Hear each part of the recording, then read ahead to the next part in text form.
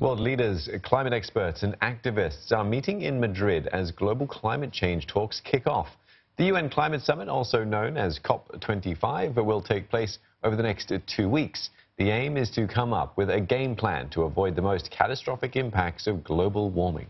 And the talks begin against a backdrop of increasingly stark warnings of the urgency of the task.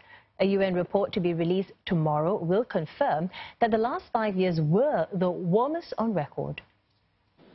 Do we really want to be remembered as the generation that buried its head in the sand, that fiddled while the planet burns? The conference aims to lay the final pieces of the groundwork needed to support the 2015 Paris Agreement to tackle climate change. It enters a crucial phase of implementation next year. And the agreement calls for capping global warming at under 2 degrees Celsius. But scientists say it's better to aim for 1.5 degrees instead. And on the eve of the talks, the UN chief said that is doable. All that's missing is political will. Scientists believe that current national pledges would see temperatures rise by at least 3 degrees Celsius, and that would impact human health and food security. All eyes are now on the 2 largest greenhouse emitters, China and the United States.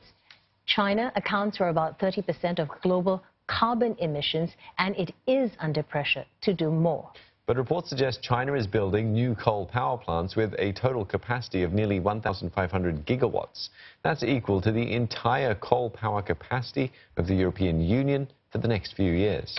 Investment in renewable energy in China also dropped almost 40% in the first half of this year. Now, as for the U.S., the Trump administration will drop out of the Paris Accord by year's end. So Mr. Trump won't even be at the talks. House Leader Nancy Pelosi is leading a delegation instead.